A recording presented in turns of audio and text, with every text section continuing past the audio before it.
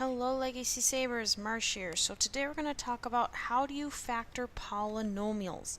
So factoring is back, and unfortunately, or fortunately if you really love factoring like I do, it is bigger than ever.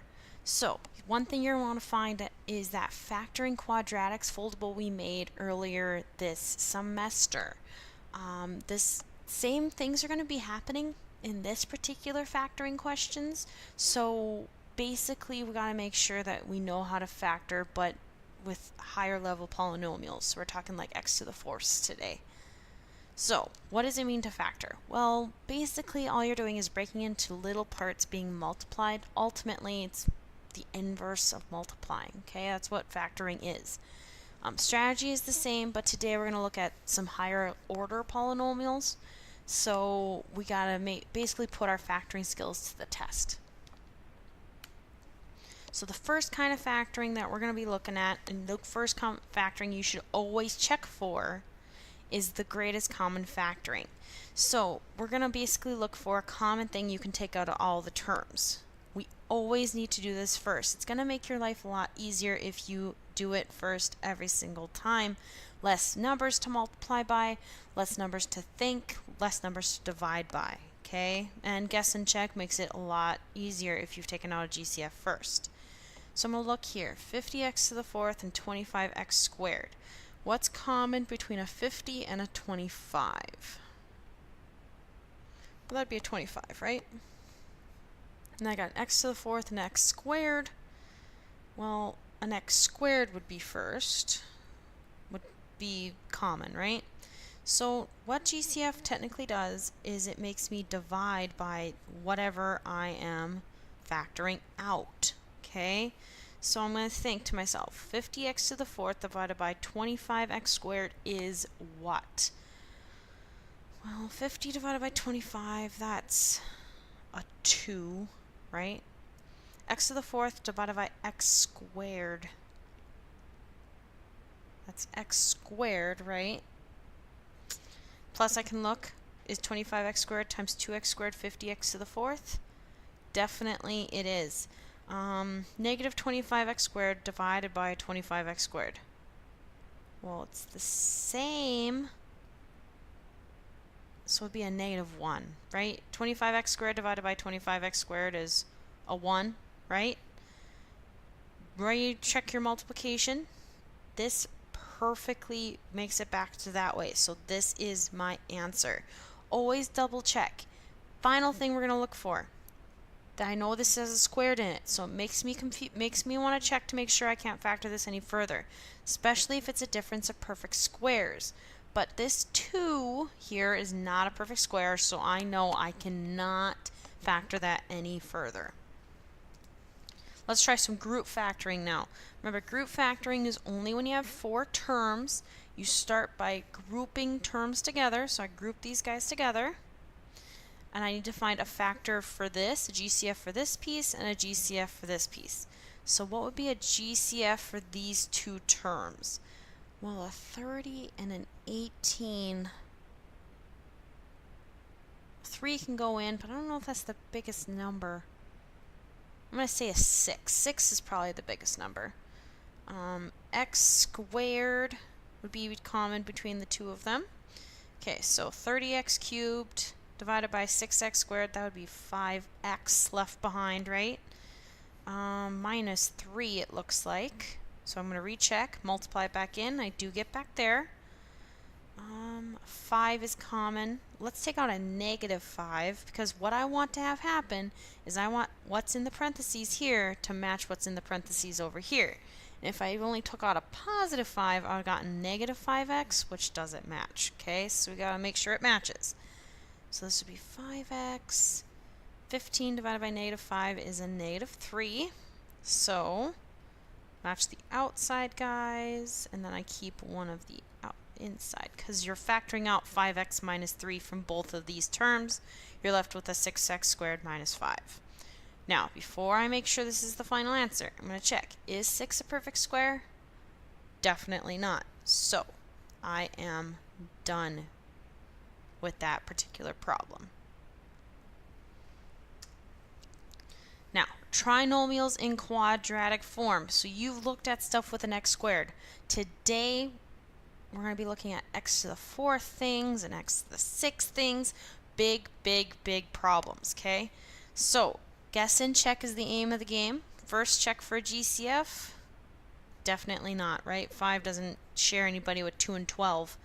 So now I got to lay down my parentheses. Guess and check's going to tell me what two things need to make 2x squared. Well, that'd be a 2x and an x, right? Now I need to think, what two things make me a negative 12? 3 and 4 come into my mind. They both can't be negative, right? Because I need to get a negative here. If they were both negative, that would have been a positive 12. So let's multiply and see if it comes out. 2x times 4, that's 8x, negative 3x. So I got a positive 5x. Oopsies, not what I wanted. I need a negative 5x, right? So I'm going to go back up, do some erasing. If you ever get the wrong sign, that means the numbers are in the good spots, but you need to fix the signs. So I need a negative 8x, so that means that 4 has to be negative, the 3 has to be positive. This would be my final answer for that particular problem. Let's try one that's a little bit more beefier.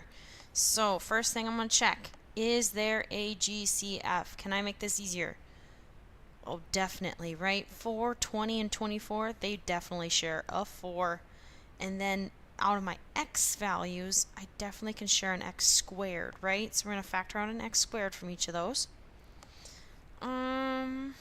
So next to the 4th would be left behind from there. 5x squared would be left behind there, and a 6 from there, correct? So if I remultiply, do a double check. Yep, I'll get back to the original. So now let's factor this. So it's a trinomial, so I don't even care about this 4x squared. I'm just worrying about this guy right now. Same thing I gotta do. So an x to the 4th,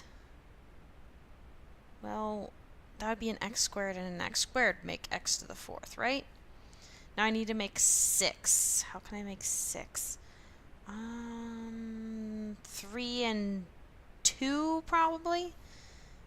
3 and 2, and I need to get a positive 6. Let's go positive and positive. So I'll get 3x squared plus 2x squared. Oh, that's positive 5x squared. I need a negative 5x squared. So that tells me I need those to both be a negative, because then it'll get me my negative 5x squared that we were looking for. Double check. Is this 2 a perfect square? Definitely not. 3 is not a perfect square either, so this would be the furthest my answer can go. Perfect squares now. We keep checking for them, but let's remember how to do that. So I got 16x to the 4th minus 81. Oof. Okay. Perfect squares. Notice 16 is a perfect square, x to the 4th is also a perfect square, and so is 81. So what that tells me is I can immediately put down parentheses, and I know since there's no middle term here, one's going to be a plus, one's going to be a minus. So let's figure out what times itself gives you 16x to the 4th. Well, that would be a 4x squared and a 4x squared, right? That would make 16x to the 4th. Now I gotta think, what two things can make 81? Pretty sure that would be a 9 and a 9, right? Because 9 times 9 is 81. Now, if you see, this will give me a positive 36x squared and a negative 36x squared, which makes that middle term disappear, okay? But, final that check, it's 4x squared minus 9. Look at that. Perfect square, perfect square, perfect square. gotta break it down. Plus there's a minus. This guy I can't do anything with because this plus here prevents me from accomplishing said task. So I'm going to leave him there, but I do need to break this guy in further. Well, same rules apply. It's a plus and a minus. Two things need to make 4x squared. A 2x and a 2x, right? What about 9? 3 and 3, right? Yeah, that would be a negative 6x, positive 6x. That is that simplified. Okay? You do need to check, so always check for a GCF. Then, once you're factored, check to make sure it doesn't break down further. Always ask yourself, does this go further? Because sometimes you'll realize it does, so you just need to be careful with it. So, reviewing. First, always check for a GCF. Always, always, always. It's going to make your multiplying, your division, your guess and check a lot easier. You're going to work with smaller numbers, which is always better. After you've done that, you're going to want to check to see, do you have 4 terms? If you do, you're going to do group factoring. If you have 3 terms, then you're going to do trinomial factoring. This is guess and check right here. Okay, guess and check is trinomial factoring. If you have 2 terms, then difference of 2 squares is your job. They must be perfect squares, okay? And it has to be 2 terms, and it has to be a subtraction sign in the middle. If there's not a subtraction sign, no go.